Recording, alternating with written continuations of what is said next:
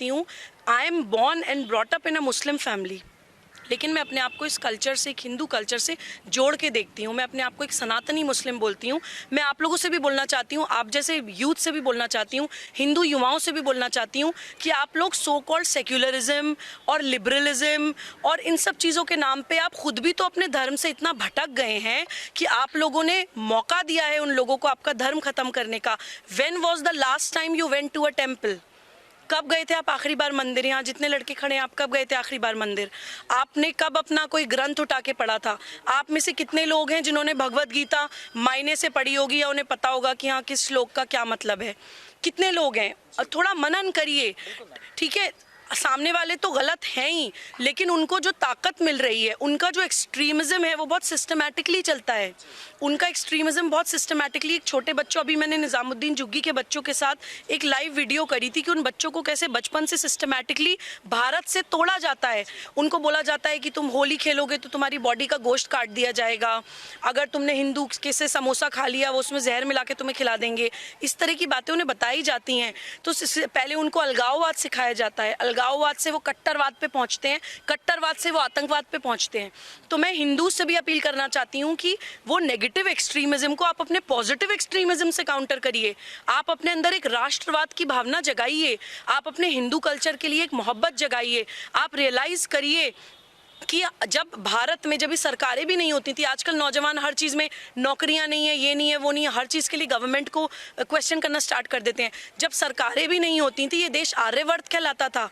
जब हमारी हिंदू संस्कृति थी, ये देश सोने की चिड़िया कहलाता था। इकोनॉमिकली हम लोग कितने स्ट्रांग थे, उसके पीछे रीज़न ये था कि हम लोगों के अंदर वो जो हिंदू कल्चर था, एक मतलब ये बहुत लंबा डिस्कशन हो जाएगा अगर मैं आपको बताऊंगी। हिंदू वे ऑफ इकोनॉमी आप पढ़िएगा कि अगर एक्चुअली में आप सनातन के हिसाब से चलेंगे तो आपकी इकोनॉमी कैसे ठीक हो सकती है।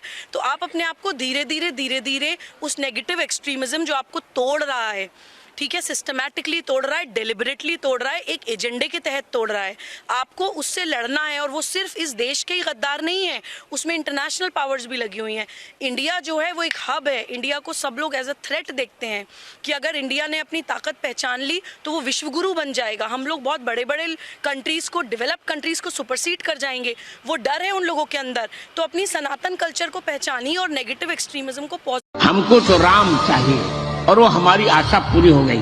6 जून 1528 को बाबर का सेनापति था मीर बाकी, उसने 1,75,000 हिंदुओं की हत्या करके, सीमेंट को लाल करके हमारा राम मंदिर तोड़कर मस्जिद का ढांचा बना दिया था।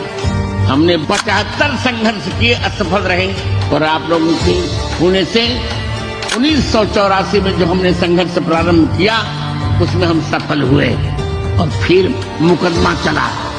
आप लोगों के आशीर्वाद से मुझे शास्त्रीय साक्ष्य देने के लिए बुलाया गया और मैंने शास्त्रीय साक्ष्य से जो 3 जज सुन रहे थे, तीनों को मैंने संतुष्ट किया। मंदिर बन रहा है। 22 जनवरी 2024 को अपने रामलला जी को उनके गर्भगृह में सम्मान पूर्वक प्रतिष्ठापित करने जा भूमि मेरे रघुवर की और रक्त भूमि कई भक्तों की, प्रत्यक्ष को दोगे क्या प्रमाण, पूरी कामना हुई है दशकों की। राम लला लो आ गए हम और मंदिर वहीं बना डाला, तंबू में विराजे वर्षों तुम, सीने में धधकती थी ज्वाला, बिन आंख के एक दूरदर्शी ने जज को चिंतन में डाला, उस गुरुदेव को नमन, मेरा तंबू को महल में बदल डाला। लो छाती ठोक तारीख बता दी, 22 जनवरी अवध चले, हाँ द्वार द्वार में दीप जले।